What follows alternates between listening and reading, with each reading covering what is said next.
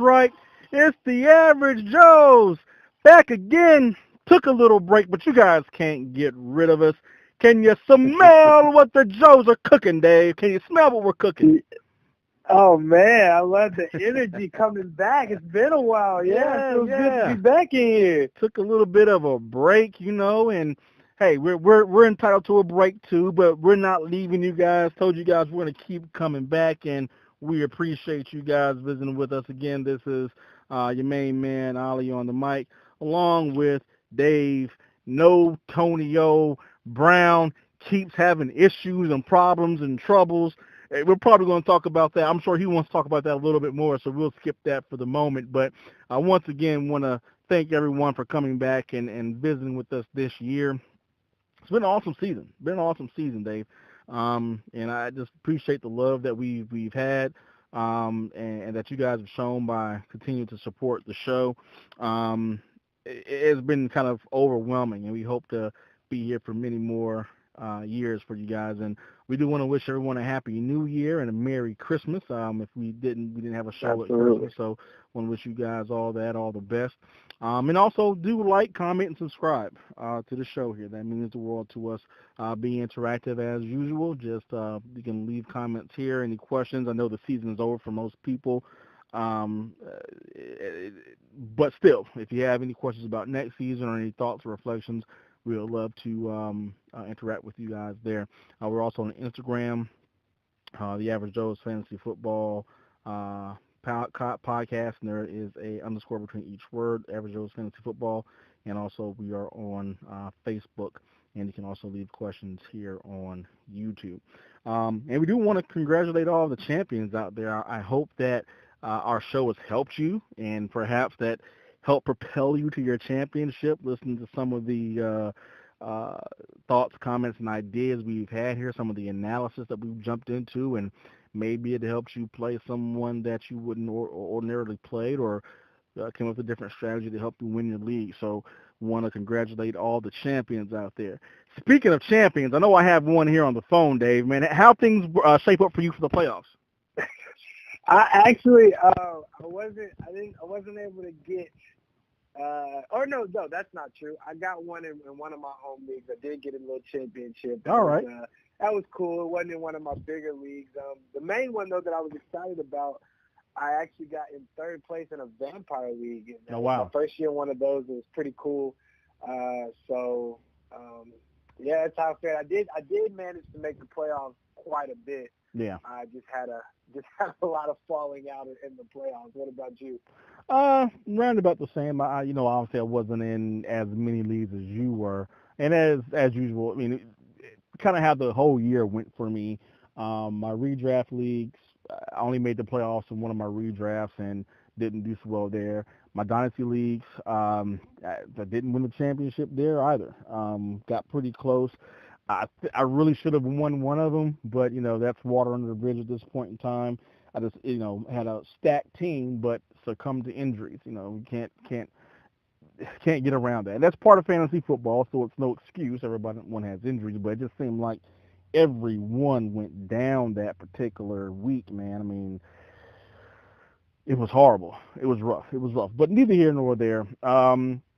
Again, those are dynasty leagues, though, so I feel pretty good about what's coming up for me next year with those particular leagues, and hopefully I'll just have a better draft for my redraft. I won't be drafting any more Leonard Fournette. We'll talk about that and the reflections and the lessons learned and all that great stuff here in just a moment. Yeah, we got a quick show for you guys. We want everyone, again, to continue to come back. Just because it's the off season doesn't mean we're going to stop. We will have some things like top 10 redraft for next year, maybe even go a little deeper, maybe top 20, top 30, that kind of a thing. We will talk about some of the new players coming into the league, some of the rookies. And Dave and I were talking before about how rookies are now playing a lot sooner. I mean, especially your quarterbacks and running backs. It's no longer, hey, you sit on the bench for a couple of years. You're going to get thrust into the game if you're a first-round pick. So we want to go over those first-round picks, maybe second-round picks, and see who could have an impact for you next year. And trust me, it's great to be ahead of the curve. on those things, because there's people that you're going to play against who have no clue who the rookies are going to be, have no clue who's going to have an impact as a rookie, and they just shy away from them in the draft, and that could be someone that can help you win your league. Maybe like Philip Lindsay, or who's another rookie there? Baker Mayfield had a pretty good year as a quarterback. We'll talk about him a little bit later. Um, so we'll obviously Saquon Barkley, but everyone knew who he was. Anyhow, let's go ahead and jump in, Dave, man. First, we're going to talk about just some news and notes and things that's been happening here over the last couple of weeks that we think is going to have an impact. And I don't think you're going to snipe me on my first one, so I'll let you go ahead and start off, man. What do you got for news and notes? Yeah, one big thing that hits home to you and I and everybody that listens to this podcast is Lil Buddy got fired. Oh, come on. How you going to snipe me? You know that's mine. You know that is me. That is my little soapbox. How you gonna snipe me on? Oh man. Look, think about it like this. It wasn't meant for it. It wasn't meant for it to be a snipe. What was supposed to happen? I was introduced. I was laying the foundation. I was saying, Little Buddy got fired, AKA Adam Gates. For you guys who don't know, his real name is Little Buddy at this point, but AKA Adam Gates. Go ahead, man. Right, and I was going to stop talking right there, and I thought you were going to cue up the violin. And that's what I thought everything was going. That's my bad. Oh, that's okay. We got to keep the snipes going. It makes it fun. No, absolutely, man. That was my first thing I want to talk about. Little Buddy got fired. I mean, look, anytime you can't tell that you need to play Kenyon Drake over Frank Gore, you deserve to get fired. You deserve to get fired. Yeah. And I think they got this call right. I don't know if this is a good thing or a bad thing for Drake or whomever may be there next year. But certainly this was warranted in my opinion. When you have the best player in the team not getting the ball, and this may have nothing to do with it, but I was certainly happy to see that happen. I've been hearing rumors that they may hope to land Chiefs offensive coordinator Eric Bieniemy. I think that would be good. I think that would be good. Yeah. And again, we're talking on the question of the running backs at this point in time. Do you see anything different happening with that back? I mean, do you think they're going to draft a running back, or are they going to go with Balich, or you think Drake? What do you think is going to happen? Trade Drake, maybe? Well, I actually was under the impression that they would, move forward with Kenyon Drake. I think that, like we've been preaching, everybody other than Gase was able to see the talent there. Right. Don't get me wrong. We saw Balaj, Kalen, the other running back. Right, the other guy. He played really well. I mean, he's a baller too, but I think Drake has proven it. The year that they traded Jay Ajayi to the Eagles and he stepped in and filled in for that role, I think he just needed a coach that's going to believe in him. And he can play, he can catch the ball, he can run, he can do it all back there. So I think this would be good for him if they can get a coach in that can really trust in him. Yeah, and you would assume, and it's a big assumption with a guy like Frank Gore, who has been kind of an Iron Man with this latest injury, that he may maybe call it quits. We'll see. But regardless of, I mean, it should be Kenyon Drake's backfield. And don't get me wrong. I mean, if Baylor or Ballage or Kalen or whatever, if he comes out and next season and the preseason or whatever and outballs Drake, absolutely. But neither one of them should be on the bench for Frank Gore at this point. He's a journeyman, and he should be the guy. Hey, we hand you the ball 5 or 6 times a game, maybe in tough situation when he, whatever your role is for him. But this is not your primary back. It's just my opinion, anyhow. Good deal. Yeah. So we got him being fired. As a matter of fact, I you know what? I can't let this go. So since you teed one up for me, let me tee one up for you. We have Antonio Brown with all the drama. Oh my goodness. And as soon as the news broke that Antonio Brown was not showing up for practice, possibly got benched, that kind of a thing. It all just kind of rushed back to me about this Madden curse. Now he had 1,300 yards and touchdowns. Don't get me wrong. He had a fine statistical season, but the nonsense surrounding him this year just it reeks. It reeks. And I mean, any team's going to want to have him, so I'm not worried about his future. But this is certainly not what you want to see as a fan of Antonio Brown, or even as the Steelers organization. What is your take on what's happening with him? I have an idea. It's been we've got to see a lot of we got to see Antonio Brown as a U-Haul worker, and then we got to see him now as this life coach kind of guy. Like, I don't know what's going on. I don't know if Le'Veon's got an issue, is talking to him or what. But no, seriously,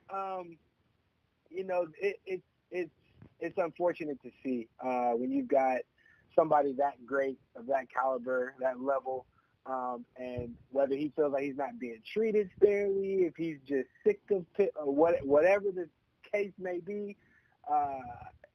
You hate to see that. I know one thing. I saw that a report came out that he requested for a trade. Then a report came, and then Tomlin said he'd never requested for a trade. Whatever. If he did, it's going to be very different to see him in anything other than black and gold, black and yellow.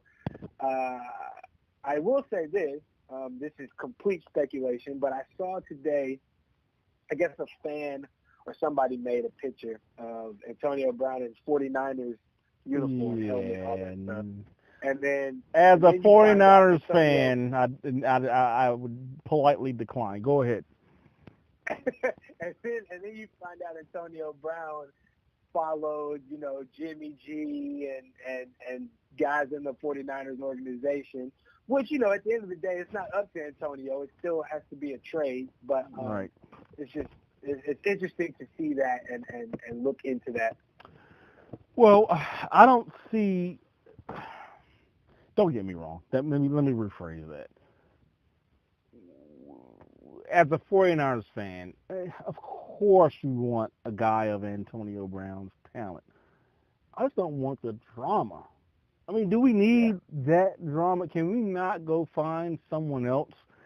I mean, I don't know. I guess. I really want Le'Veon Bell. If they want a Steeler that's no longer going to be with the Steelers, I want Le'Veon Bell as a 49er. I'll take him all day. But, I don't know. I feel a little conflicted about that. I heard some reports that actually I think it was Ryan Clark was an ex-teammate of his. And he was saying that this is when they had Mike Wallace and all the rest of that great stuff, and the Steelers organization decided to make Antonio Brown their primary guy, and they want to pay him all this money. And Ryan Clark said to one of the strength and conditioning coaches, as soon as they pay him this money, they're getting ready to create a monster. They're getting ready to create a diva. And he says all Antonio Brown cares about is his stats. He does not care about the team. He doesn't care about winning. All he wants is his 100 yards and 2 touchdowns.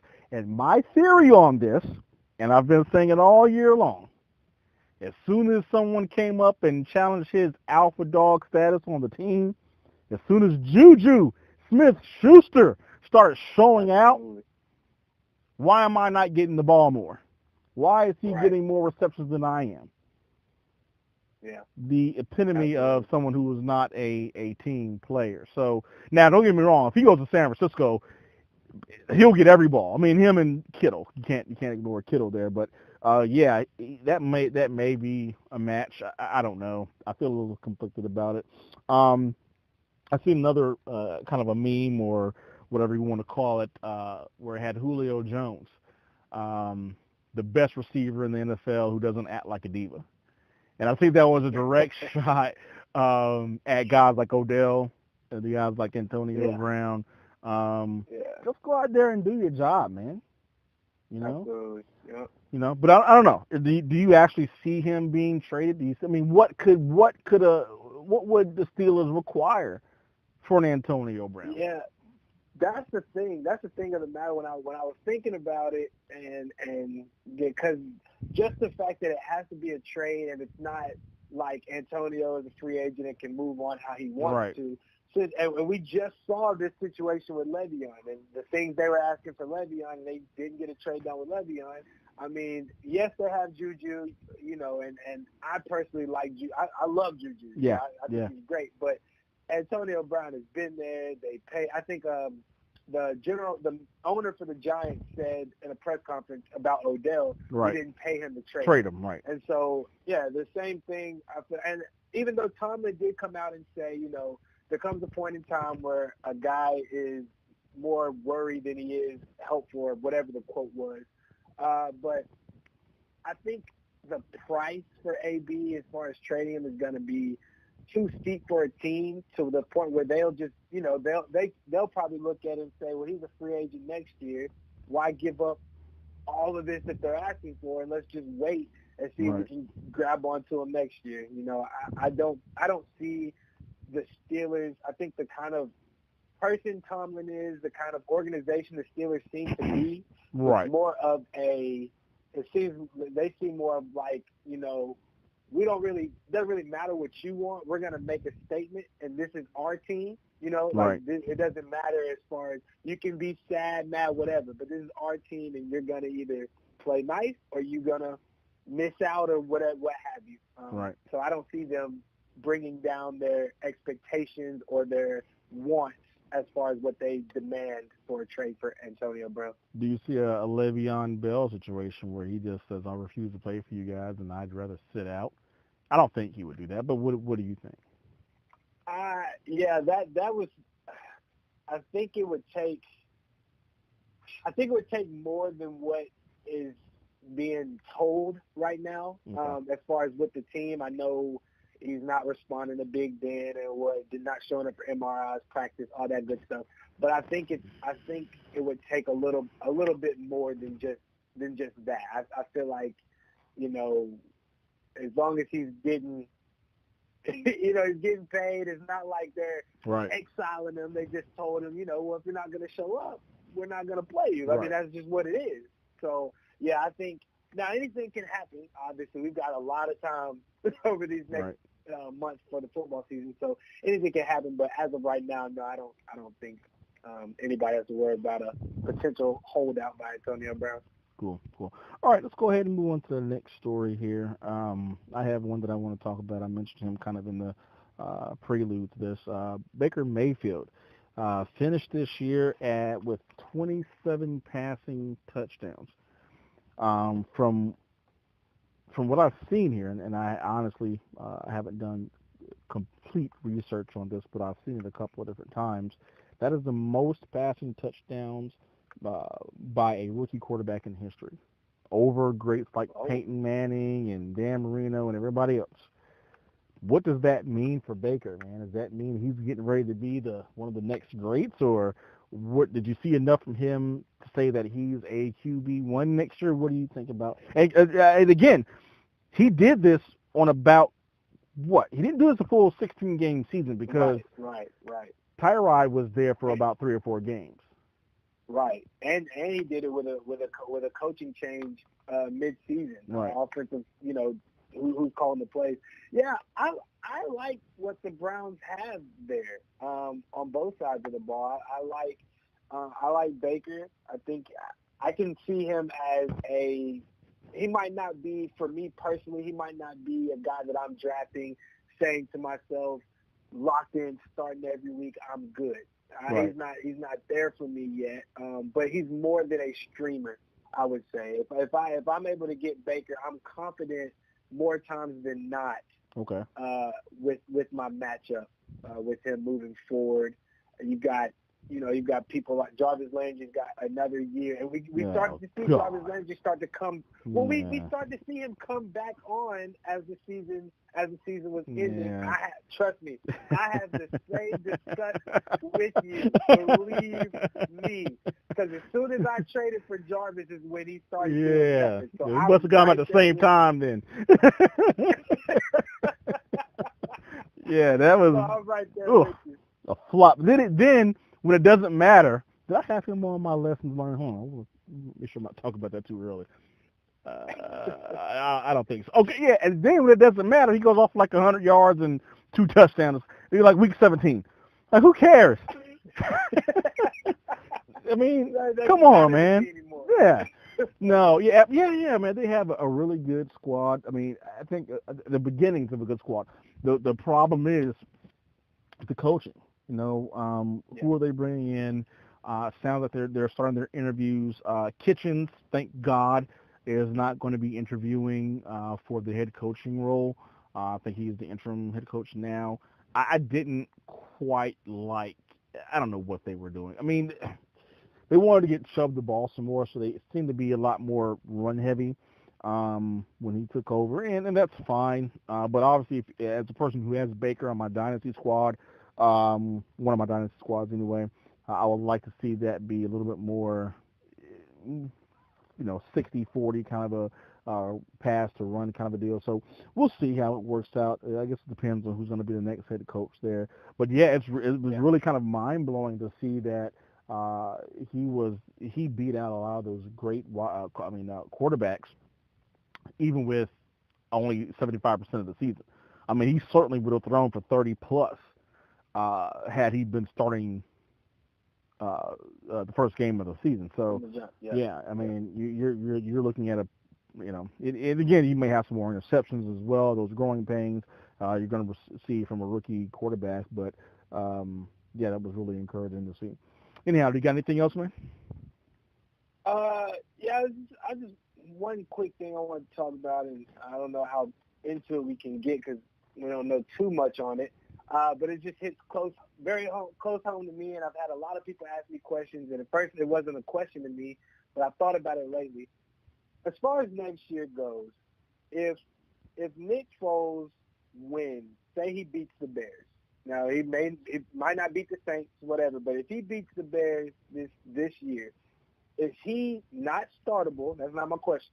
But is he a guy that you have to look at and roster? Is he a definite roster next year in any format? Oh man, that's a great question. And the great thing is for that particular question, which is probably not helping anyone. Well, it may help some people. Um, you have the off season to kind of tell what's happening here. Right, You have absolutely. preseason to see what's going on with Carson Wentz, and you will be able to tell. You'll be able to get a good idea, I think, whether he should be rostered, drafted at least, Yeah. um, by the time drafts come around, because you will have seen if Wentz is at least throwing. If he looks like his old self, he was coming on as well when he went Yeah. down. So. Um, as long as Wentz is healthy, and it sounds as if he's going to be, day one starter, I don't think you have to roster Nick Foles. Um, you can if you have if and what you're essentially talking about here is a quarterback handcuff, Yeah, and exactly. that's kind of a weird. Now I've done that. I did that sort of this season, but it was for a good reason. I was dabbling with Tampa Bay's quarterback situation, so Yeah. I Yeah. had both Absolutely. Fitz and Winston, and whoever was supposed to start that week, that's the guy that I would start. But this is a little different situation. This isn't so much we're switching back and forth who we think we want to be our guy. Wentz is the guy there. It's the question Right. of, okay, for the last couple of years he's gotten hurt. Do I need to handcuff the quarterback? I Right. do not believe, and again, you brought this question up, and we folks, we do some of this stuff off the cuff, man. We have an idea about what we want to do, but we don't sit here and discuss and make things up beforehand. So you're getting raw intel off the dome.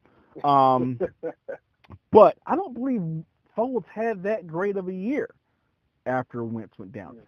He kind of turns it on. It's like regular season Foles and playoff Foles. Playoff Foles is awesome. Absolutely. Yeah. Regular season Same thing Foles, I said. yeah, not so much. So how would he do as a regular full-time starter? So I think with everything I'm saying here is watch the situation. If Wentz is day one starter, I don't feel the need to go out there and roster Foles immediately. Now, at some point in time during the season, if I have an injury or the spot opens up on my team and I have one to burn, maybe I burn it Yeah. on folds, but no, I wouldn't break my neck doing that. Okay. Yeah. Yeah, I like that. All right, so I got a couple more I want to talk about here. Tom Brady, another guy who's we're thinking coming to the end of his career. Another guy just like Jarvis Landry, week 17, finally wants to show up. All the leagues are done, over and done with. He throws 4 touchdowns.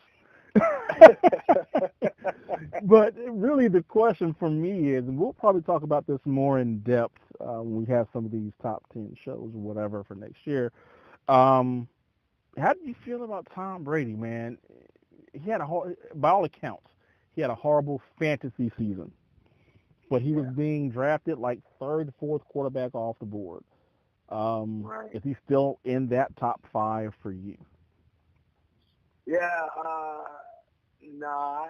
Brady is he's falling down to he's for me when if I'm taking quarterbacks I'm looking if Brady somebody takes Brady in 3, 4, 5 I'm fine. You guys Right. have your way with that. I'll look if Brady's sitting there at 10, very pretty. It's still very pretty. It's still Brady. But I will not spend a lot on him, nor and we might get into this later, but nor Aaron Rodgers. Just to kind of Hmm. compare. If I'm reaching, the highest I would reach is I think it's the obvious answer. I'm pretty sure everybody Yeah. understands. Mahomes will be that'd be the reach. But speaking strictly on Brady, no, I think that you will be surprised to see him as late as you do. And if you are just super confident with that, round 10 or whatever it is for you, I would take him because you like I said, it's Brady. It's gonna be Right. Brady. We didn't get to see that this year, but you just know it's there. Okay. Yeah, I feel pretty much the same way. Actually, I'm to that point. He would have to be my second quarterback. I would. No. Um. Yeah. No. I wouldn't take him Yeah. anywhere top 7, 8, 9 rounds. Maybe round 8, 9 if he's still there. I typically Right. take my quarterback, and I'm not going to change that strategy. I'm going to talk about something I'm changing here in just a minute. I'm not going to change my quarterback strategy. I always go and get my quarterback right around round 5, 6ish, somewhere around there. Uh-huh. I do want one of the top signal callers. But from year to year, you never quite know. I mean, Mahomes came out Right. of nowhere. People got him in the 10th, 11th round. So, but yeah, from what I've seen from Brady, I think Aaron Rodgers is a different story. I feel like he still has it. I think this is just kind of a crazy off year, maybe between him having beef with the coaching staff and new wide receivers and new running backs and all this great stuff. Perhaps there was. So I want to see. Want to see one more year of this out of him. But we've seen some deterioration from Brady the year before. So this is not the first time we're talking about, hey, Brady doesn't quite look like himself. Now he's still getting his team to wins. To me, it's like the Right. old boxer who is just, I'm just experienced. I just have the experience to. What was the guy name? Bernard Hopkins. He was 40. Still, I'm not sure if you know, but he was like 40 years old, still boxing, and he was just so experienced in what he could still keep up with the younger guys, even though they were faster, stronger, and all that great stuff. So I feel like that's kind of how he is. Hey, I'm still experienced enough. I know what I'm doing enough to still pull out wins, not kill my team. And if I gotta, come out and be Superman one game, fine. But I know how to manage this thing because I'm Tom Brady. But I don't know the days of him throwing 4 touchdowns, 3 touchdowns a game. I think Yeah. are possibly over for him. So we'll see. Yeah. All right, for the sake of time, we'll move along here. I do have one more thing I want to talk about as far as news and notes are concerned, and then we'll talk about some reflections, regrets, and then get the folks out of here.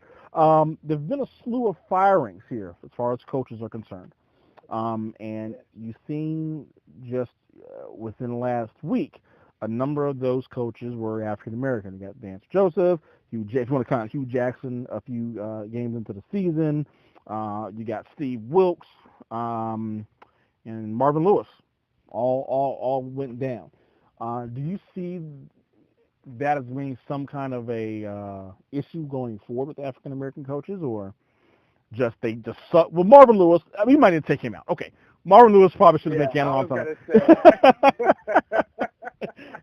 But Steve Wilkes only had 1 year. I mean, and that was a bad team he inherited. Don't get me wrong, you got a rookie quarterback who was not very good. You have no wide receivers. Your best wide receiver is doggone near 40. Your defense is middle of the pack. I mean, what do you think about this situation going forward? Do you see this being a trend, a issue, a problem? What do you think? Yeah, I don't see it being an issue, and it's just because of some of the guys that still have their job. Todd Bowles, for example, that still do have a job. And I get your question is saying, well, they have it for now. It could change. I don't think so. We took Marvin Lewis out, so we won't get into that conversation. I do think Steve Wilkes got slighted. I don't think that they gave him a fair opportunity. Right. And because we saw the offensive coordinator was the issue at first, and they got rid of the offensive coordinator because he decided that David Johnson was running the ball behind the center 50 times a game. Right. And so and that's another thing. I should have done my research and figured out what exactly did Steve Wilkes also do. Was he just the coach like Jason Garrett? Did he also call offensive play? Like what all else was there? But regardless, I feel like he still should have gotten another chance or what have you. But no, I a part of me is saying, no, I don't see this as a trend, and another part of me is saying, I hope I don't see this as a trend because, there's great coaches of size, shape, color, what have you. And I just would hate to see that be brought into an aspect, not, I won't say unknowingly, but I guess sneakily brought into an aspect of the game. Yeah, I feel kind of the same way. I don't read a whole lot into it. It was kind of jarring to see 4 or 5 African-American coaches fired all at once. You have to raise an eyebrow, but I don't think it's something that needs to be worried about at this particular moment. You still have successful ones out there like you mentioned. I don't know if Todd Bowles is successful, but Anthony Lynn. Obviously, we have Steelers coach Tomlin. So. And I guess we'll see how it goes going forward here with that. Just kind of something to keep an eye on. And the reason that it's important is because you have to look at the league. You'd probably say 70% of the league is African American players, if not more. So to see the lack of representation in coaching would be something that needs, would have to take a good look at. But anyhow, let's go ahead and move on, man. Let's talk about some thoughts from this season, some reflections, some regrets, whatever. This is just kind of a freestyle segment here. And since you started off the last segment, I'll go ahead and kind of tell you something that was on my mind from this year as a lesson learned, and hopefully a lesson that other people can learn from going forward. And that is simply do not commit to a running back if his coach has not committed to him. Okay? Do not commit to a running back if his coach is a little skittish on him. Take that for what it is. Because this running back by committee crap is real. It apparently is not going anywhere unless you're on the Carolina Panthers. It's something that happens, and there's a number of examples out there. Not only the Drake example, which you're kind of laughing about here, but also the Denver example. There were people who really got burned by Royce Freeman because he made a lot of noise right at the end of the preseason. The coaches were talking him up, blah, blah. But they were also kind of talking about,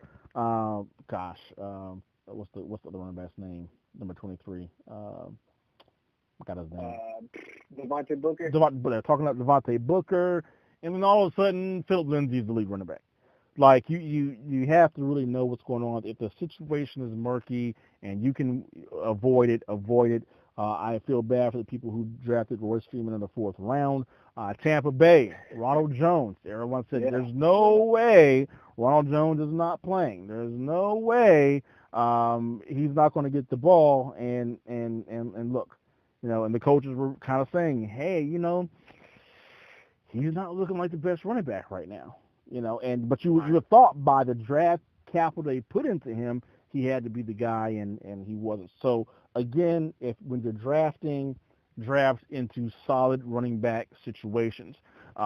Speaking of, if I get an opportunity to, CMC will be like my number one pick.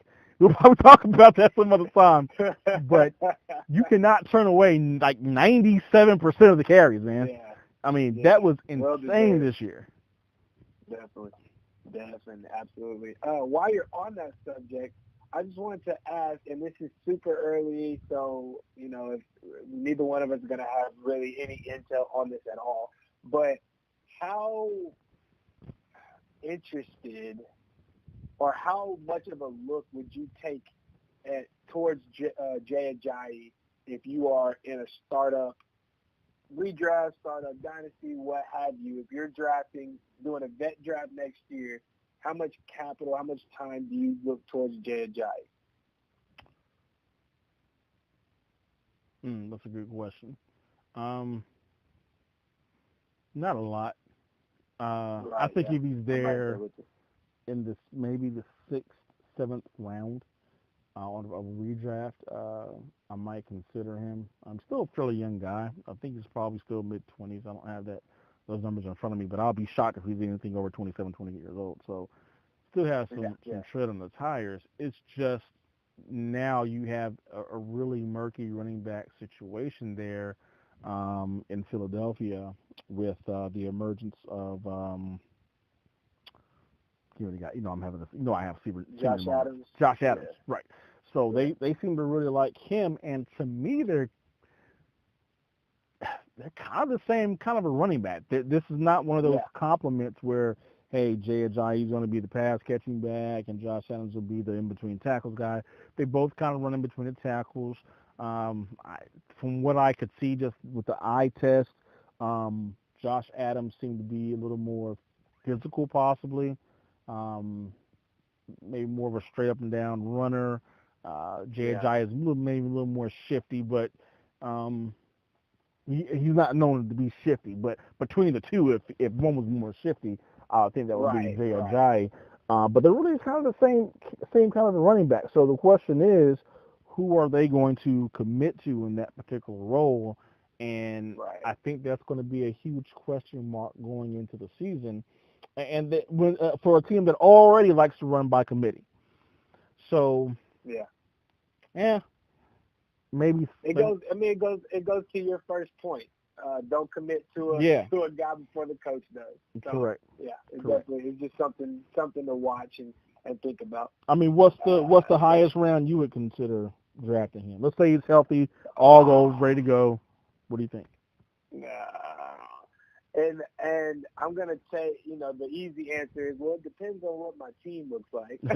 So, regardless of that, if probably around what you said, it was 7, 8 around there. If I see him, the potential for majority of the carries, and that's just based off of what the Eagles brought him in for, just that potential in the 7th round, I feel like I would have to take a stab at him and get him, hoping to put him in as an RB, low end RB2, RB3 around there.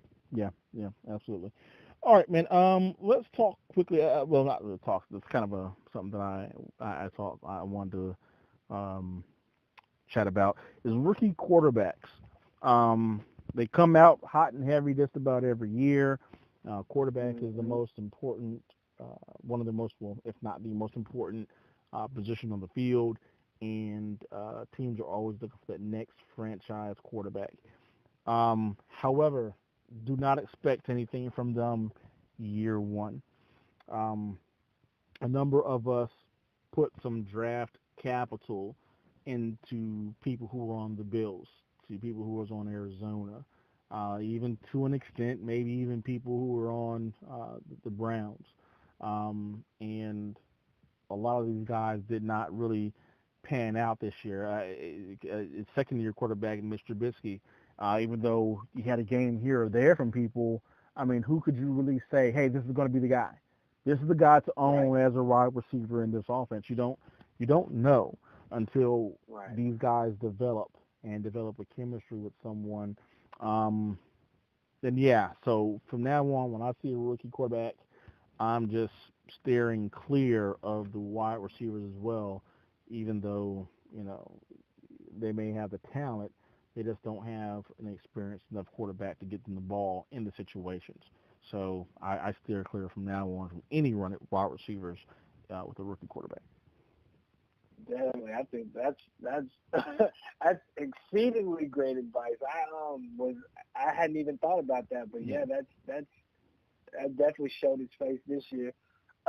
One thing that a lesson that I learned this year, huge lesson, is moving forward.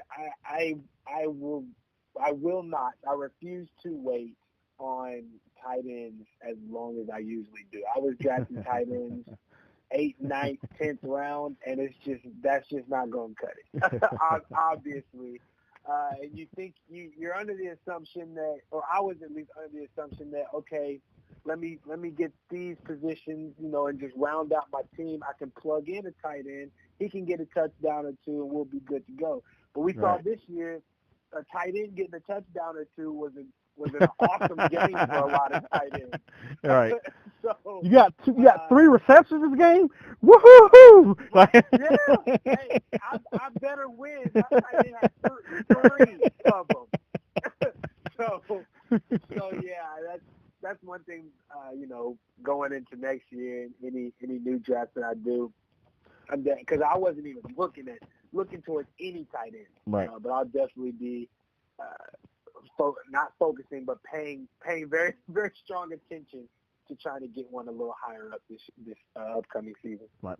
It's funny you brought that up because that was one of my lessons learned as well. I think we're coming at the same point from 2 different sides, though.